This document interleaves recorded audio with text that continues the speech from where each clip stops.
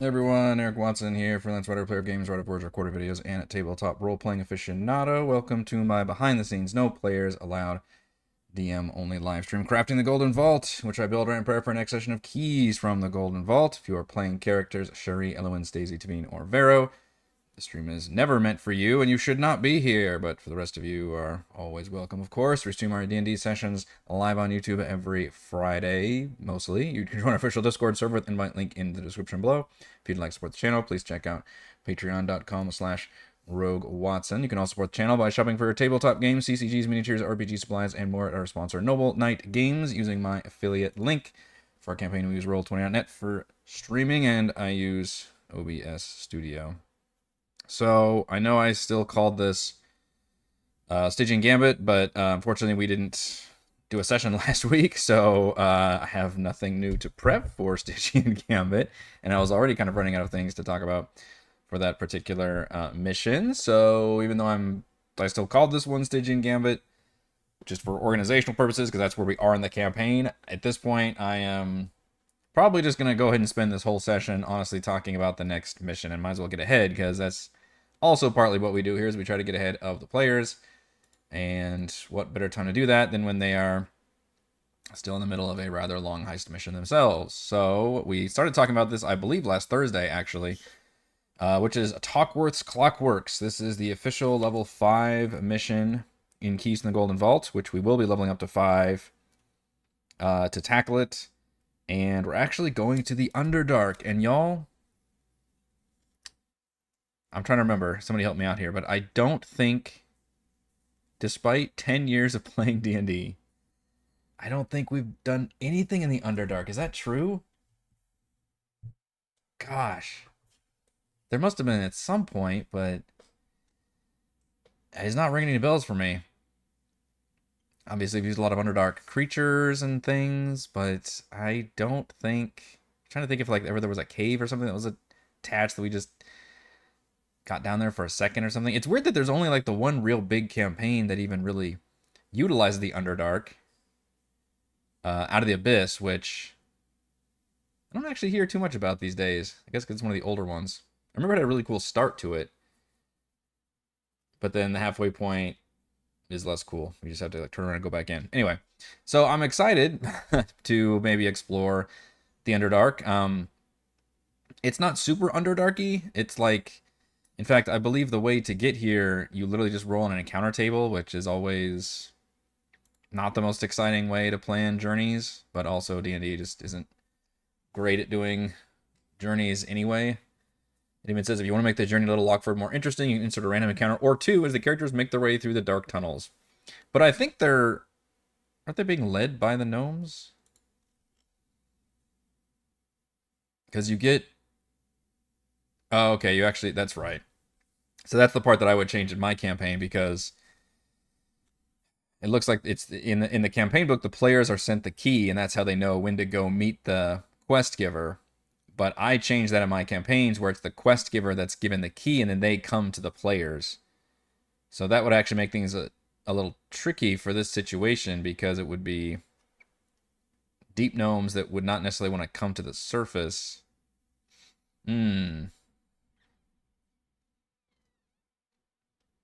That is a tricky one. I didn't actually think about that when I started making that change. So, and then they go down to the meet with the town's mayor, who was just at the door, I guess. Yeah, she and her fellow gnome exiles are gathered in a cavern not too far from the front gates of Little Lockford. Because I remember they magically sealed the town, which is a great concept. It's they know what's going on inside, which is there's their like general defender lady went crazy and became more cyborg and let loose with her automaton security forces until they basically took over the town and destroying everything, and the citizens had to flee, and they sealed the town, and now they're looking for help. So maybe I could just have the mayor. The mayor's the only one who's actually... Yeah, it should actually just be common. Could have her come. The only tricky thing with the Underdark then, and the reason I bring this up is because if I want to do Underdark encounters, which would be a nice way to soften them up with some traditional fighting, if they have the Deep Gnome Mayor with them, then it makes sense that the Mayor would kind of know. Is it him or her? What's the Mayor's name? The Mayor would know their way around. Braith Broadfoot, she. Okay. So the Mayor would know her way around the Underdark at least enough to maybe make it to the surface. I guess the Underdark's also dangerous enough where it might not be a guarantee to be able to get around safely. I haven't actually looked at the counter if they're worth it. 2 Grells, drop on the characters from above. Okay. Underdark creatures. We haven't seen them since, like, God, Lost Minor Princes, I think. Those are like the snake beak tentacle guys. Nope, I was wrong. I'm thinking of Grix, aren't I? Grell is the brain beak tentacle guys. Weirdly, they're both actually kind of similar descriptions, aren't they? But these guys are, I think they're like the paralyzing guys. Like floating jellyfish. The characters hear the clicks and clacks of 3 hook horrors several minutes before these predators appear and attack. Okay, so the players get a chance to actually deal with them. One thing we could do also is look up the 2024 rules to see if any of these are more interesting to fight. Because I kind of would like to throw at least one Underdark encounter at them. A Galabdur reveals itself and tries to converse with the characters in Terran. The creature is bored and eager to strike up a conversation, if only to ask about the weather. Seems like a very Jim Henson kind of creature, like this rock monster that just is friendly. Unfortunately, and I do know, by the way, it took me a long time to realize this, Terran is included in Primordial. I would be shocked if anybody actually has those kind of languages, though. But that would be funny, because that's, you know, acts as like an encounter challenge, I guess. Can you speak the language? Sure, you can speak Goblin. That's interesting. Elwyn has Elvish, Common, Druidic, Thieves Can't. Stacey probably just has Common and Orcish. Yep. And Undercommon. Okay. That might come in handy, although it does say that the Mayor can speak Common. Divine, Common, Celestial, and Undercommon. Huh. Did you guys learn to speak on the Underdark language? Common, Thieves Can't, That's just so rare. 3 of my party members can speak Undercommon. How bizarre. They all just chose that one as an option. Okay. Definitely nobody Primordial, though, which I think most of them would not. A Black Pudding oozes from a hole in the wall and attacks. We had some fun with Black Puddings in a Dragonlance session, as I recall. Haven't fought an ooze in a while. That would take a very specific encounter map, though, because they're very slow. And they only have a 5-foot range. It does say oozes from a hole in the wall, so it would have to be a very tight map. The characters find a tiny clockwork device that was left behind by a Deep Gnome Miner. I still can't pronounce that word. They try to use me on Deep Gnomes for. The device produces a miniature flame that can be used to light a candle, torch, or campfire. Using the device requires an action. So you just find the continual flame. Wait, what is that called? The lighter. You find a lighter. The device produces a miniature flame used to light it. Yeah, they literally find a lighter. That's fucking funny. The characters enter a small cave containing a stone throne fit for a gnome. The throne, which looks like it was carved from a stalagmite, is a mimic that attacks anyone who sits on it. That's good, but I think we've used a lot of mimics, although we didn't get to use the mimic that was in the museum. And the last encounter is which is actually a 50% chance, a deep gnome named Nyx Riddlestone. It's a good fucking gnome name. Is on the lookout for adventurers, heading to Little Lockford. Nyx speaks Common, Gnomish, Terran, and Undercommon. She greets the characters curtly and offers to escort them to Mayor Broadfoot without delay.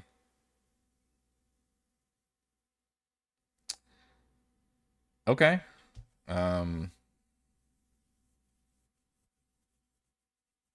We could use that character as the quest giver. Nyx Riddlestone, and then still use the Mayor. Because it doesn't feel right that they would send the Mayor all the way up to the surface. The Mayor would send a lackey. So we could actually use this Nyx Riddlestone as the person who was maybe given the golden key. Maybe they sent out a couple after they got exiled. Several deep gnomes looking for help. And one of them was like, fuck it, or maybe she got lost or something and was given this golden key and was shown the path to the surface, and when she made it to the surface, she somehow made it to Waterdeep. Does it make decent sense that people can come and go to the Underdark somewhere in Waterdeep.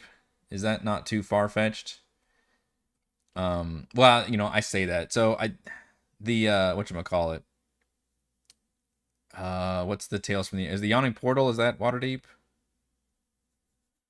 Because isn't that the whole thing about what Yawning Portal? It's literally a giant tavern with like a fucking giant well thing in the middle that goes all the way to the Underdark, or through the layers of. I guess that's not the Underdark though, is it? That's technically the Dungeons of the Mad Mage thing. Undermountain is what they call it. Undermountain. Is Undermountain Underdark? I don't fucking know my lore well enough for that.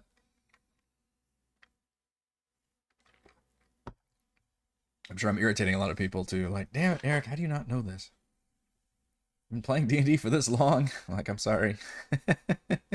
I've never been a big lore person. I don't know.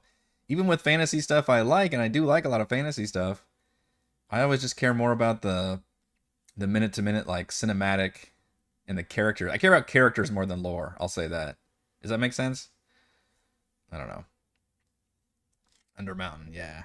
We got there. Is it feasible for someone to reach, because I don't think the adventure actually makes room for that in terms of how they, because the adventure doesn't know where they're starting from. Oops, not the Stygian Gambit. So it doesn't really care. It doesn't give you any ideas of how to get to the Underdark. The only thing it says is just, it's situated in the Underdark. The tunnels leading to the settlement are well-traveled and relatively easy to navigate. So I guess it's supposed to be kind of a not far out of the way town. I don't think it actually mentions about the town too. There's not like a gazetteer for this. Oh, a little Lockford overview. Let's look at that. Due to its strategic location and proximity to valuable resources, the Lockford is a consistent target of attack. As a result, the Deep Gnomes have fortified the town. Right, which has the bridges, the lava, the gates. Okay.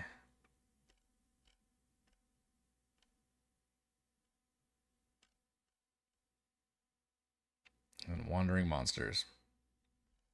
It also has a cave mouth, which just straight up attaches to mines. Which just goes deep into the Underdark somewhere. There's an Underdark connection to Waterdeep. It is below Skullport and the Promenade. Okay. It's been a long time since I looked at Dungeons of the Mad Mage, I'll be honest. But is that what it is? Like one of the levels kind of connects to it? Black pudding is a tinker gnome delicacy and vice versa. That's funny.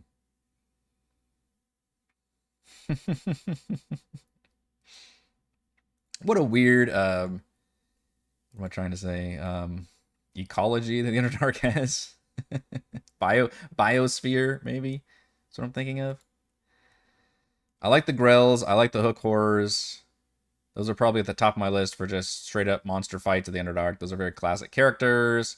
Haven't fought them very much lately. Oh yeah, I was going to look up the 2024 edition and see if those did anything else with these creatures. So, Hook Horror. The original version is a CR3 with 75 hit points, AC of 15, makes 2 hook attacks with a reach of 10 feet for 11 damage each. Just a pretty basic, meaty melee creature. 2024 version has the same AC, same hit points. Better perception. Still has blind sight of 60 feet, which is certainly not something to forget about. Yeah, looks the exact same. Oh. Slightly. Okay, if the target is large or smaller, the Hook Horror moves the target 5 feet straight toward or away from itself. Okay, so it can pull people toward it or push people away. Well, that could be really fun if people are on a bridge or something, but I don't think it'll probably come up in this encounter too much. Because they got hook hands. Okay. That's a subtle change, but just monsters being able to move people slightly is actually...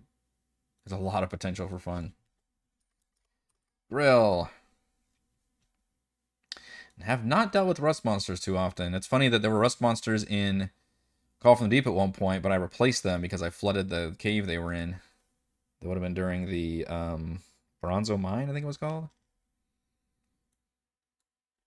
Otherwise, I would have fought some rust monsters. So the original Grell is an AC of 12, 55 hit points. Has blind sight of 60 feet. Makes 2 attacks, one with its tentacles and one with its beak. Tentacles of a 10-foot range deal 1d10 plus 2 piercing damage. And then they force a Constitution save where if you fail it, you are poisoned and paralyzed and grappled and restrained? Fuck. That's crazy. Wow. It's been a while since I used a Grell. When the Grell moves, any medium or small target is grappling moves with it. What a fabulous creature. And the beak is just not as strong of an attack, I guess. Actually, it averages out to being a little stronger. Let's see. Did you change at all? 1 beak and 1 paralyzing tentacle attack. It does have the abduct trait. The Grell needn't spend extra movement to move a creature it is grappling. Because that's an interesting point where usually grappling a creature slows you down by half. Tentacles. If the target is medium or smaller, it has the grappled condition from 2 of 10 tentacles. The target is also subject to the following effect. Okay, so the grapple is automatic. But they still have to make the con save for the poisoned and paralyzed. It looks like they are no longer restrained. Also, it's interesting it calls out 2 of 10 tentacles. So does that mean it actually can technically grab multiple people? How large are these things? They're only medium. Huh. But they do float. That's interesting. Alright, so once again, just little itty bitty tweaks to the abilities, but letting them be automatically grappled is nice. I've noticed a lot of the monsters tend to have their effects be automatic if they hit, which is good. But I think because this one literally has 2 different effects, which is grappling and the paralyzed poison, then they make one of them be an extra saving throw on top of that. So Grells seem like they'd be great ambush predators. They'd be pretty quiet. In fact, they have a stealth of +6. That'd probably be a good encounter to have, and something that's... You could even tease the hook horrors in the distance and have maybe the Deep Gnome was leading them, like lead them away from that, but then it leads them right into some Grell or something. That might be a worthwhile encounter. So I definitely want to do at least one of the... I'll probably honestly use Nyx Riddlestone as the one who goes to meet with them, and she'll just be like desperate and be like, hey, we got... And just kind of tell them the whole story, which I think is what they're supposed to do anyway. Because the Golden Key tells them that the town of Little Lockford needs help. Tixie Talkworth, once entrusted with the town society, security has turned the town's clockwork dominance against the populace. The quest requires you to infiltrate the town, retrieve a key, and use it to power down the automatons. You're also empowered to stop Tixie Talkworth from doing further harm to the town.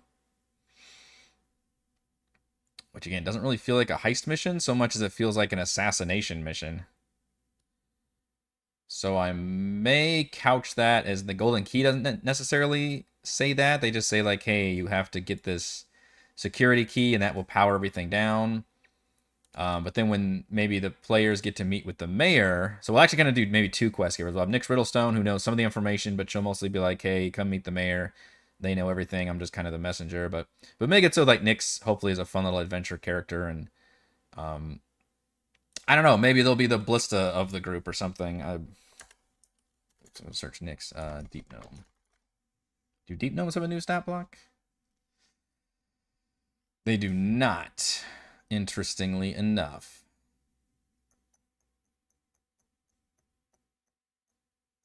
Well, what is this one then? This one gives them innate spellcasting of blindness, deafness, blur, and disguise self. That's interesting. She could be disguised. Interesting. They don't have sunlight sensitivity? I thought they did. I know Drow do. I thought Dwerger do. Deep gnomes don't? Hmm.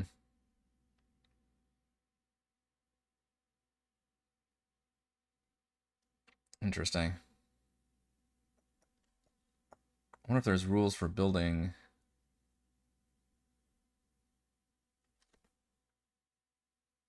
Heroes of Faerun gives deep gnomes to players.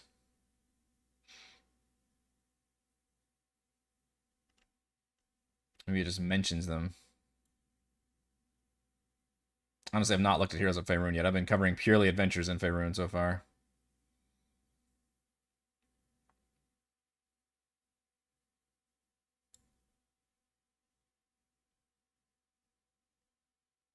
It doesn't mention anything, any mechanics though. Deep gnome feet.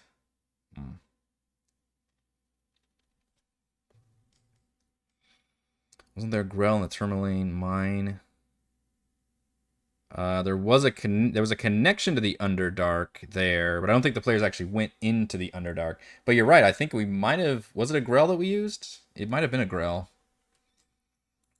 I think it was one Grell against like level 3 party. I mean, I think I've used all the Underdark creatures before. I should preface that. I think we've used everything. We've used Beholder. We've used Mind Flayer. I've used Drow, Hook Horrors, Grells, Grix, all manner of oozes. Dwergar, like Mimics. Like, I've used, I think, every classic Underdark creature. I'm sure there's something. A Gelatinous Cube. Ropers. Piercers. Those are the ones I can think of at the moment. But that's a lot. I think we've used Myconids. I've used all the creatures. I just don't think we've actually gone into the Underdark itself. Yeah. But we've used all the damn creatures for whatever reason. All those creatures find their way to the surface somehow. I don't think I've ever used a Galabdur, but I don't remember. Those are the rock guys. And it's cute that this one isn't even an enemy. It's just kind of a conversationalist. But since they're already going to have a NPC with them, I don't think I need to include any other social encounters necessarily. But then they'll learn more about maybe Tixie specifically from the mayor. And the mayor will give them the map, which we've looked at. Looks like this. And points out the fact that there are some notable locations to explore. Knows where the failsafe is, but I don't think knows where the key is. And this is going to be a unique one. I mentioned this before, where the players are not going to get a chance to do any kind of early reconnaissance. They can sit outside the town and talk with the mayor and plan out there as best they can. And the mayor will give them the information and say, here's what the place looks like. There's a slag line, they call it, with buckets. You can put people in the buckets and move across that way and not have to worry about the bridges. Or you can just go across the bridges and then get to the bridge controls, which is convenient that you can go across bridges that are down and then go to the bridge control area and do that. I should add a complication to running the slag line, though. That should be... Is that not in the book? Because that should be in the book. Like some kind of aerial creature or something happens, or maybe the whole thing gets like mechanically damaged. Could be good. Mayor Bradford also tells the characters about some useful items hidden in the town hall. Which I think it already mentions that, doesn't it? Yeah, emergency potions of healing. There's also a packet of dust of disappearance and flasks of alchemist fire.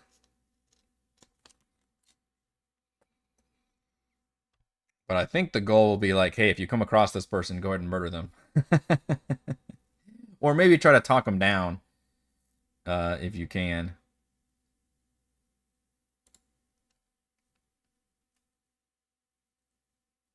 Built a failsafe device to shut down the automatons in the event of malfunction. The device is in her... Oh, it does say the device is in her workshop. That's right. So, and that points to here, which is L9, which he puts on the map. But then he says to activate the failsafe, you need a security key.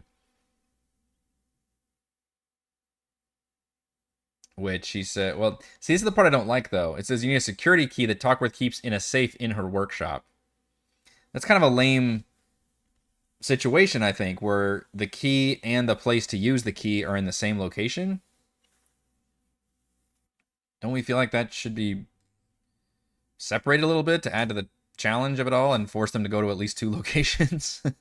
My opinion. You need to retrieve the security key and use it to shut down the clockwork automatons. So you're not really ever retrieving the key. You're just using the key like immediately where you are, which is the workshop. Right?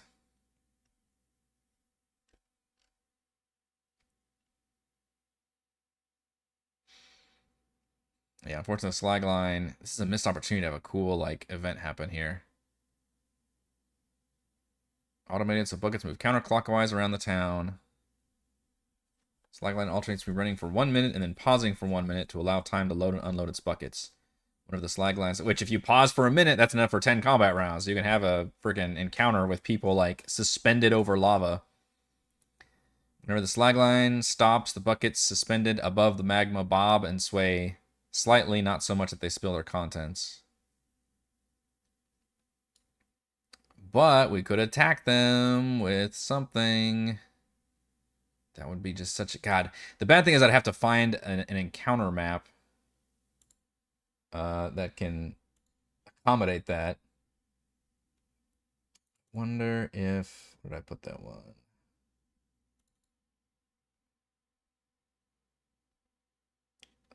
There was one... I downloaded Tessa's Talkworth maps. Purchased from the DM's Guild.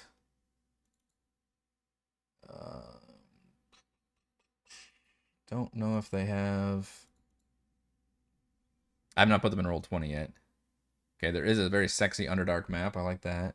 There's basically a map of each island. So it kind of shows, like, different bits of town, which is good, because that'll be for, like, all the encounter, like, the random encounter stuff. And then some of them have the buildings on it, like the Abbey in the Halfway Isle. I believe it's the Abbey. That has a nice big map. Talkworth's workshop has the outside of the map, at least, which you could use as interior as well.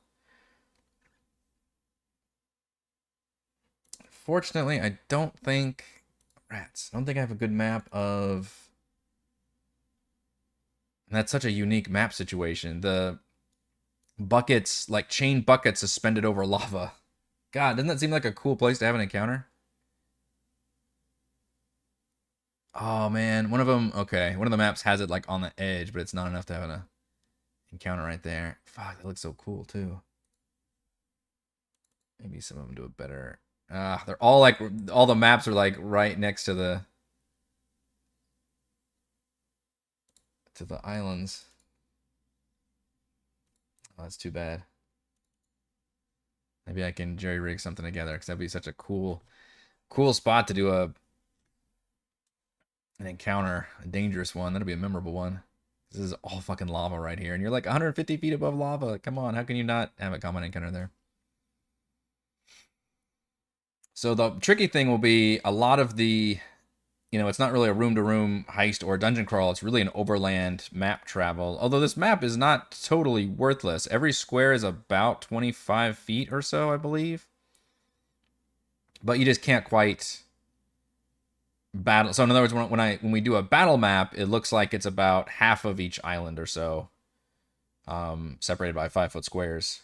Which hopefully by the time we do the next crafting stream, I will have those maps built in here and we can choose how we want to do it. But the main way that this one throws encounters at you is through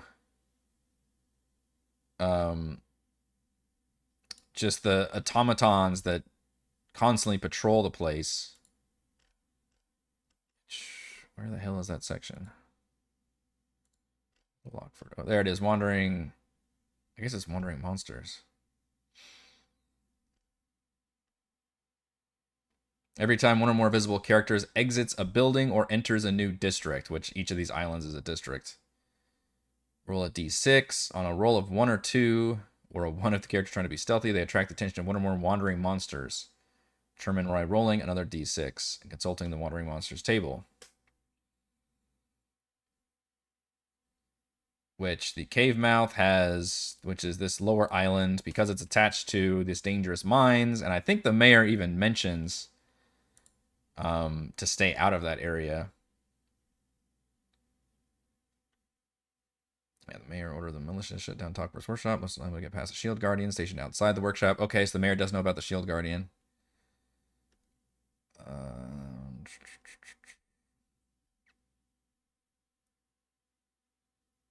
Sergeant Yombad Cragnukle, the highest ranked of the surviving militia members.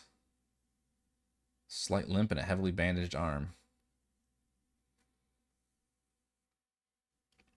Avoid cave. Okay, so the sergeant tells him to avoid cave mouth. Move quickly and quietly through the town. Oh man, we could do our best, like, just old man horror movie thing. You want my advice? The sergeant suggests the characters avoid the cave mouth district due to the likely presence of monsters there. Normally kept at bay by the clockwork automatons, monsters likely to have ventured from their hidey holes into the streets. Gricks are a particular nuisance. So told to avoid cave mouth. I wonder if they would not want to even explore that area at all. Though that if they want to, so they'd either cross the bridges or take they take this, they'd have to go. I guess you could just keep riding it though. Nothing says you have to stop. But that would be at the time where I would probably launch an encounter at them too. If they go near the cave mouth area, which it recommends dark mantles, grick, or multiple gricks, or a shambling mound made of fungi. We have fought shambling mound before, but it's been a hot second. That's a CR5 boss fight.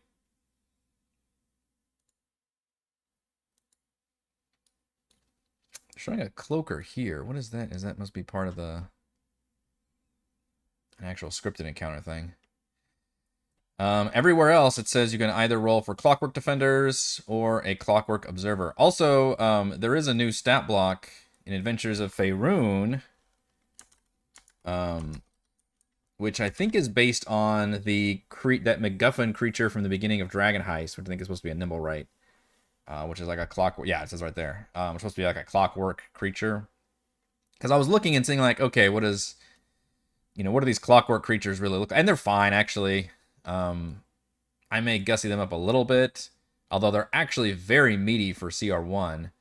Defense-wise, offense-wise, they only have the 1 attack, but it's a strong-ass attack. Like, really strong. So I guess as long as you use like a couple of them, that could be pretty effective.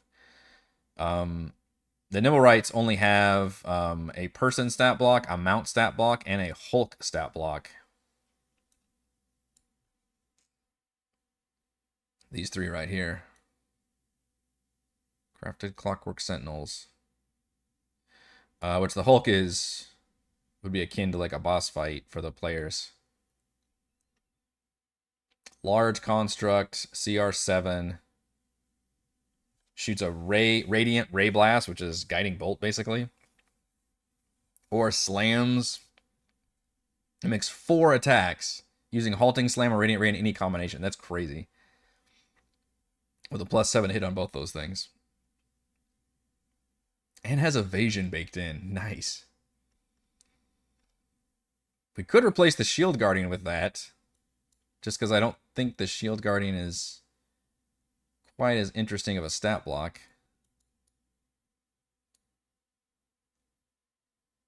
More hit points in the Hulk. But I like the combination of melee, ranged, and the 4 freaking attacks around. That's pretty nice.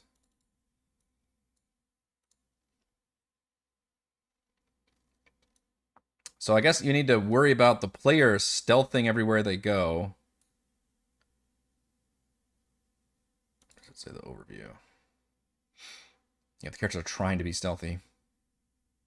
But I still roll I'm supposed to roll a d6 every time they exit a building or enter a new district. So anytime they explore a location and come out, or if they just enter into a new district, there's a 1 in 6 chance, or almost a 1 in 3 chance, if they're not necessarily being stealthy, of them basically coming across these clockwork automatons.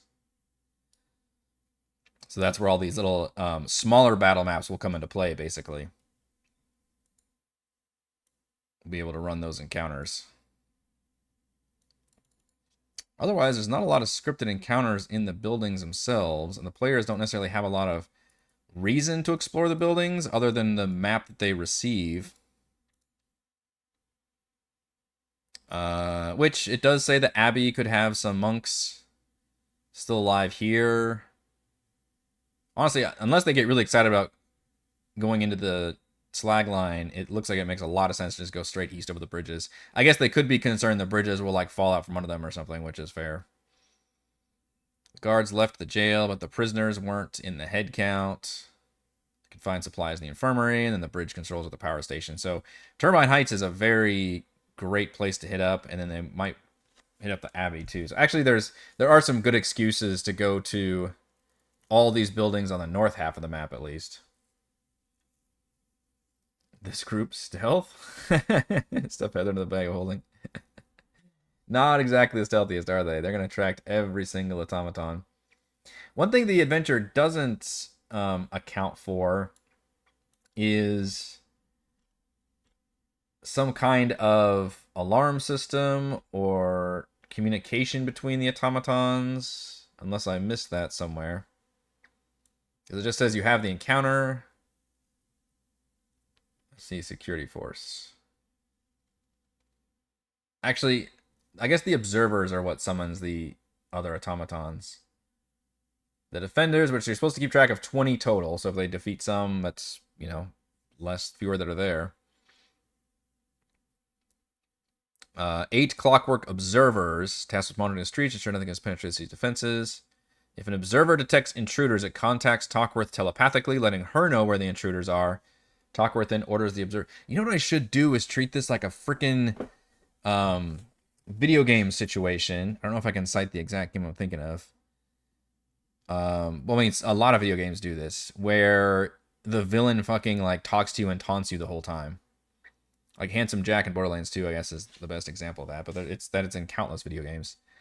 So maybe like the first time an observer catches them, it may have to be in a scripted event. So I make sure this happens. And then have the observer have an audio capability. In fact, it says the observer uses the next action to emit a piercing shriek. So one of the first encounters they need to have then is probably going to be a scripted one, which has... God, these are such like weak sauce encounters too. We need to rack. They're level fucking 5. They're gonna be 5 for this. Like, come on, we can. These are rookie numbers. We can up the number of enemies that are gonna be present in these encounters, because this is basically their whole thing. Have the observer see them, and then Talkworth can talk through the observer.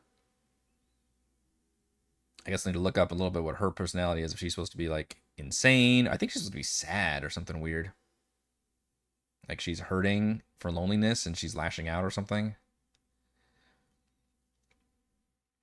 But that would be fun if she can like kind of taunt them and then summon other creatures.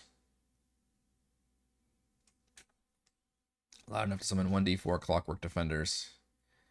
I would just have probably the defenders with the observer to start with.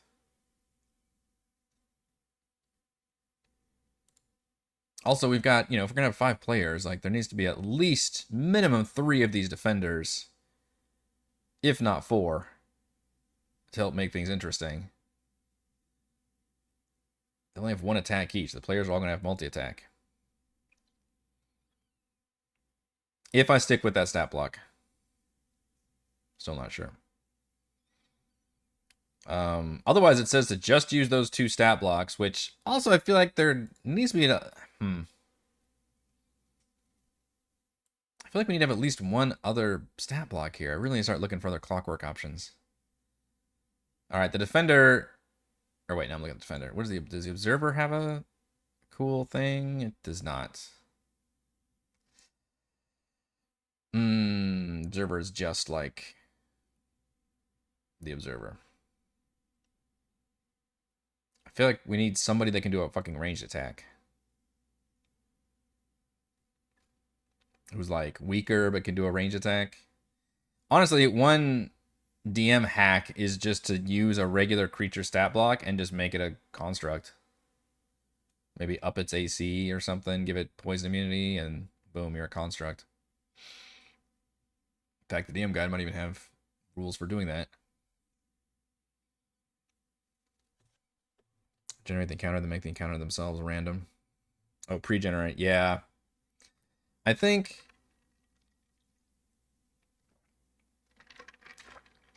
Honestly, I think I always just script my encounters. Like, maybe... That's a moth? What the fuck? The hell were you?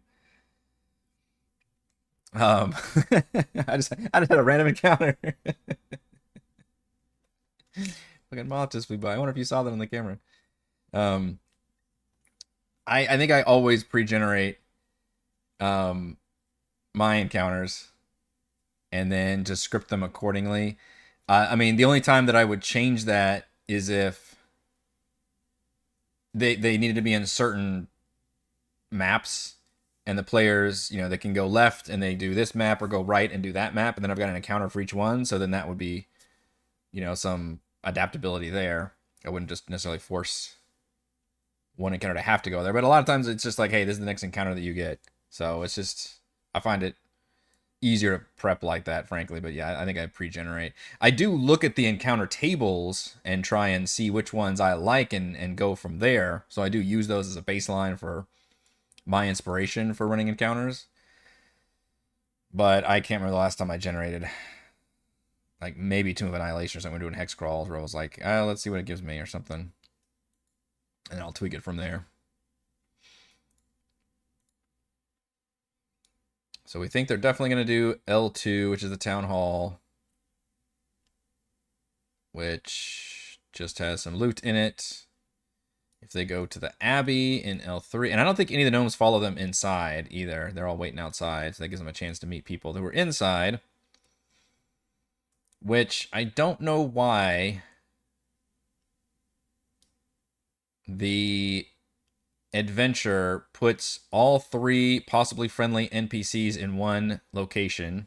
Because it mentions the fact that there might be a monk here, which there is, but there's also, for some reason, the prisoners fled from the prison, and then they're hiding in the Abbey, which happens to be where the other NPC is hiding. So I don't like that. So I'll probably move the prisoners.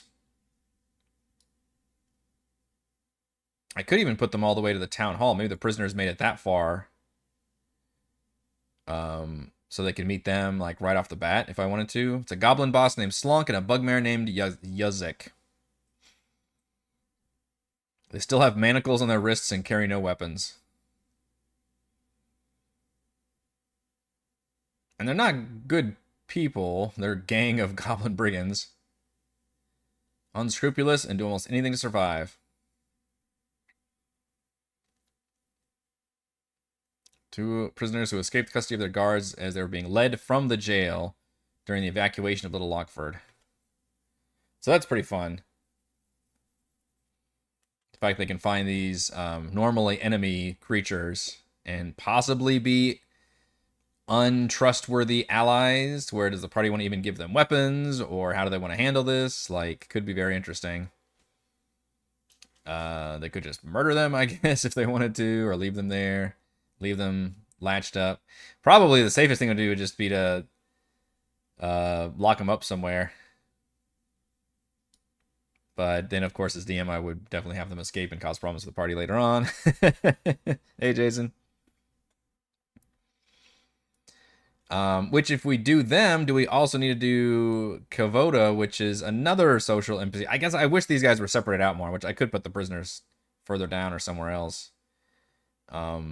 Because as much as I love that there are, you know, NPC prisoners the party can find here, I love that about any location. I don't love that they're together, like back to back. I'd want to separate them out a little bit more.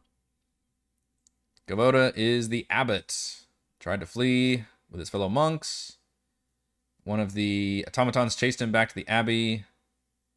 He casted Meld into Stone and uses that to hide. I don't know, that's something deep gnomes can normally. His innate spellcasting trait includes the ability to cast Meld into Stone 3 times per day. And he carries some scrolls. So actually a pretty... Is he like a unique stat block? Well, okay. He's literally a deep gnome stat block who also can cast Meld into Stone 3 times per day. It's kind of random. What if it was like an item that let him do that or something? That would be a good reward for the party. Or he could make them an item. I don't know. Melding into Stone would be a fucking kind of amazing spell to have for a heist. Fucking lasts for 8 hours. You could use that to just hide somewhere. Step into the stone at a point you can touch. Nothing of presence remains visible, otherwise detectable. And this is such a good heist spell. Merged with the stone. Although you can't see what occurs outside of the stone, so you don't get to spy. You remain aware of the passage of time. It's kind of torturous. You cast spells on yourself while merged in the stone. You can use your movement to leave the stone where you entered it, which ends the spell. You otherwise can't move. It's interesting. That'd be a cool thing to give the party. Or even if it's maybe just a limited, not necessarily an item that does it all the time, but maybe just like a charm type ability that only gives it like a couple times ever. Finite amount of uses could work. Does he have a personality? Doesn't want to stay any longer. Desperate and hungry. Begs the character to escort him to safety. Offering his magic items, they accept his quest. He insists to deliver him to the gate by the most direct without delaying. He protests loudly if they dawdle or deviate from his course of action. Okay, so kind of a pain in the ass character. Carrot runs back to the alley. Okay, so I feel like he's kind of like the zombie character who's like gets the players into more trouble than it's worth. So that could be an interesting twist. Not a very competent NPC, even though he's one of the deep gnomes.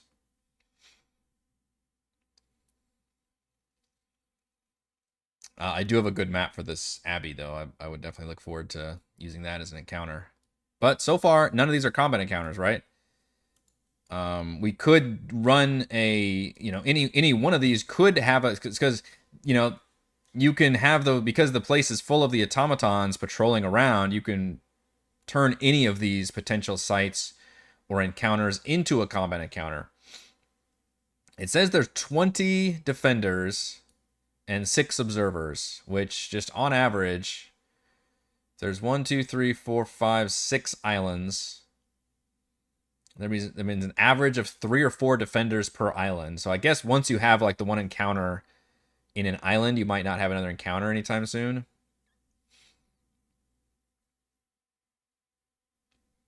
And that's probably about the right average number of encounters. Unless the party does something really good to avoid the encounter, you probably want to hit them about once per island-ish. Although that might... Let's think about how often that is. So if they enter this district, that's a roll of the d6. If they do the town hall and exit, that's a roll of the d6. So that's 2. If they go to the halfway aisle, that's a d6 roll. That's 3. If they exit the Abbey, that's another roll. That's 4. Entering Turbine Heights is 5. So by the time they've entered the upper right, again, if they take that route, that's 5 times we've rolled on the encounter possibilities, which it says there's either a 1 in 6 or a 1 in 2 in 6. So that's anywhere between like 1 and 3 encounters they should have by then, on average. And then there's 3 possible buildings in here, which could have, again, possibly trigger that encounter up to 3 more times if they explore them all. Which is why I'm usually don't leave it up to rolling, because I'm going to be the best judge of like how the players are doing, what the pacing is like. Is now a good time to roll an encounter? Would it be tense, or is it just kind of a pain in the ass to roll one now?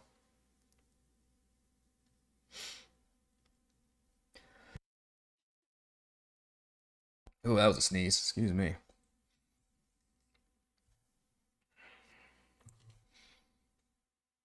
Ooh, electrically charged metal tower attached to the roof of the power station. That should be like malfunctioning and sputtering and hitting people. I just want to make this place more challenging and crazy. Even says every 15 seconds, a bolt of electricity arcs from a metal tower in the middle of the district to similar towers in other districts. You should have it like randomly just zap people like the fucking call lightning spell. That could be like a random encounter. It does say the district is also lightly obscured by steam, which I'm sure we'll forget about. The infirmary has 6 potions of healing. That's pretty damn impressive. I do get kind of like a Walking Dead vibe too, where you're like, or like any kind of zombie board game, where you're like entering buildings and like searching for items, but there could be danger around every corner. That's what's going on here, except it's robots instead of zombies.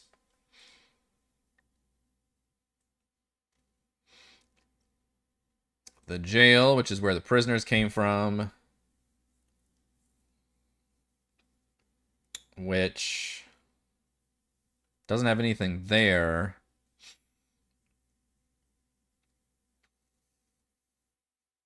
I mean, we could have the... We could have the prisoners still in the prison, and maybe they've barricaded themselves because there's automatons there. I would love it if it turns out that the deep gnome who hid himself is an unreliable ally who's going to get them in trouble, whereas the two like gnarly goblin brigand type characters could actually be very helpful to the party, but ultimately would certainly want to care about their own health and safety. I know, at the very least, I would have to change out the token art, which I think we've got some options for that.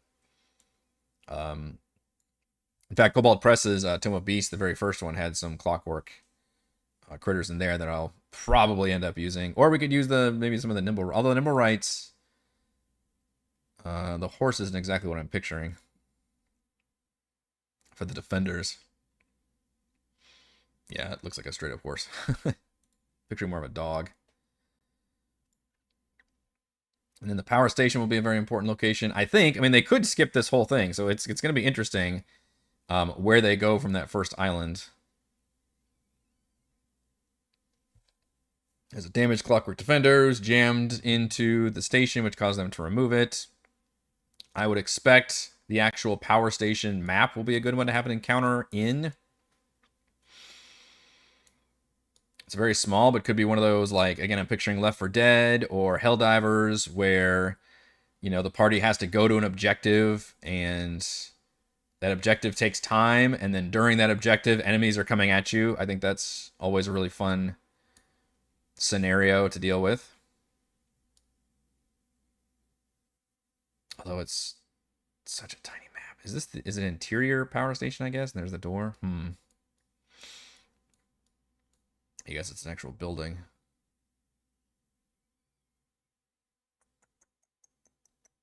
Also, there should be a little puzzle involved when it comes to the power stations and everything. And there should be a chance for the party to really fuck it up and like break it to where the bridges stay down and they really have to be forced to use whatever other means. The only thing I can't do is destroy both the bridges and the slag line, but hopefully they don't get that far. Wow, this one I did a really good job at. I was like, is that me doing that? Because it's... Oh no, that one is down. Yeah, that one is down. Okay. I was like, I didn't do that good of a job in art. Interesting. It shows it being up here on the mayor's map, but it's actually down on the map. Of course, it also shows that this bottom one is down, and that one's actually up here. So I guess it's possible the mayor doesn't know which ones are up or down at any one time. Because there are some of the bridges that are currently up or down. And you can move with those controls on L6. And then Smolder Town in the lower right has the foundry. Oh, there's nothing in there except for Smith's tools. The tavern, which is where the boss is hanging out for some reason. The presence of intruders confuses, disturbs, and annoys Talkworth. She's an imaginary friend. Cast Dimension Store, alarm spell.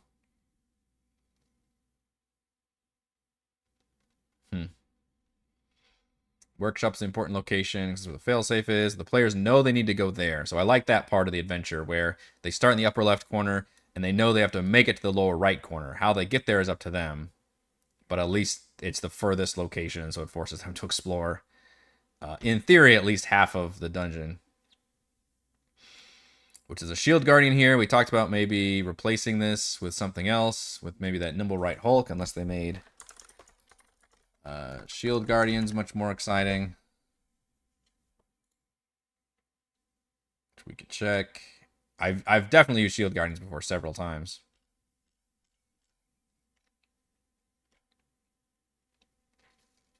Regeneration still has spell storing. Store one spell of 4 or lower. Cast the spell without any parameter, with the parameter set by the original caster. It's just got 2 fist attacks where it does extra force damage. Is that new? And protection. Kind of like the champion, or the fighter protection. It still has that ability, the shield.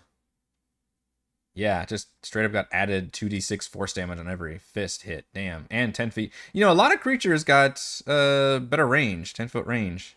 I guess to reflect the fact that they're large or gangly.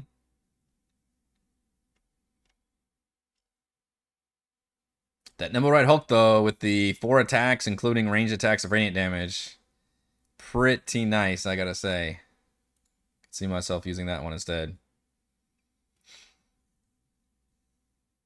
So that's the exterior of the workshop is actually guarded by a giant creature. So they might be able to scope it out and see how to take care of it, which I might be able to allow because that's something that probably should have at a heist level. And then the interior of the lower floor has 2 suits of animated armor. Animated armor is a kind of a really weak stat block, as I recall. It's just really boring. But for guards, I guess that could be useful. Honestly, I could see using animated armor as the patrolling minions as well, alongside the defenders.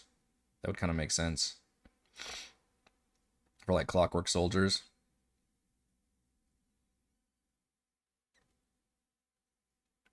Failsafe device is included here, but you have to have the key. But then the key is just in the upper floor, I believe. I think. Workshop upper level. Yeah, the safe. You can crack it open with successful DC 20 dex check. Or use sleight of hand or perception at DC 16. Also use the knock spell or the proper command word of Poots, which is her imaginary friend for whatever reason. But if you do open it, it literally just summons the boss there. So use a dimension door to spell to appear in the middle of the room and attacks any burglar she sees. If reduced to 40 points or fewer, she uses the next action cast dimension door again. This escapes the doorway. But then supposedly all the players have to do is go back downstairs and use the failsafe keys. This is the part that I don't like, is the fact that the key is stashed at the workshop. The easiest thing to do would be to simply have the key on the boss to force them to have to interact with her. Now, the question is, do they learn about the key from the quest givers, or do they need to find that information out as they get deeper in? That would probably be part of something they would have to learn from the quest givers. Be like, hey, there's a failsafe, but Tixie herself's got the key. You'll have to separate from her, either defeat her or steal the key from her or something. And we don't know where she would be exactly. It would be a funny thing to do is if we use the same tavern, probably not this map sucks. We use a big old map with a tavern and actually have it like full of clockwork soldiers who are like doing bar things, and she's like recreated like some kind of, you know, friendly bar scene or something. So she's like half insane.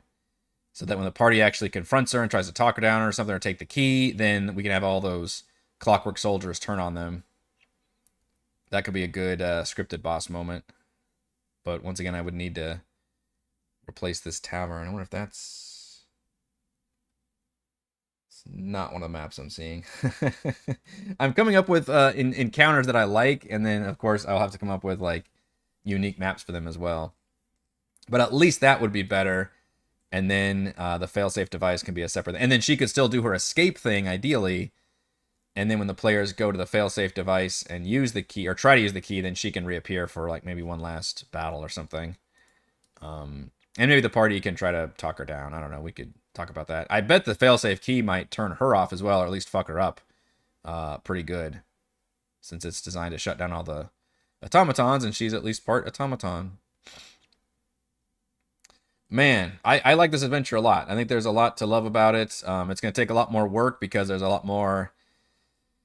Instead of using like one overall map that we can use for all our battles and stuff, it's a whole bunch of little maps that we have to put together. So it's a lot more work for a virtual tabletop. But I'm really excited about running this one. I think it's going to have some cool, unique, kind of post-apocalyptic almost, or present apocalyptic, I guess, like vibes from it, where you're in this just evacuated town full of dangerous creatures. I think it's going to be a freaking blast.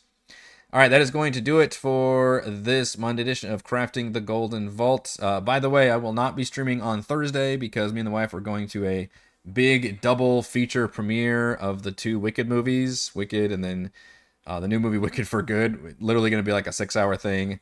We're going to be at the movie theater all day, so I will not be streaming on Thursday, but we should be able to still have the session on Friday. If you enjoy the content, as always, please check out patreon.com/RogueWatson. Shouts to Platinum patrons Joe, Will, Thomas, Brandon, Genocide, Roleplayer, Earl, Christopher, Big Nut, John, Nathan, Andrew, Stephanie, Jason, Loose Buds, Warning Mill, Seat, On the Dogs, Marcus, Snook, Snuggy, Hugo, Sasha, John, Wood Reaver, Jealous Guy, Zim, Jesse, Dante, How about Demnix, and Sharny, and Gold patrons RPG, Peppercrabs, Pretty Boy, and Yuma, Dylan Lounge, Jerome, Nathan, Scott, Rufus, Jerry, Glenn, and Mark. Thank you all very much for your support. I will see you Friday, I guess.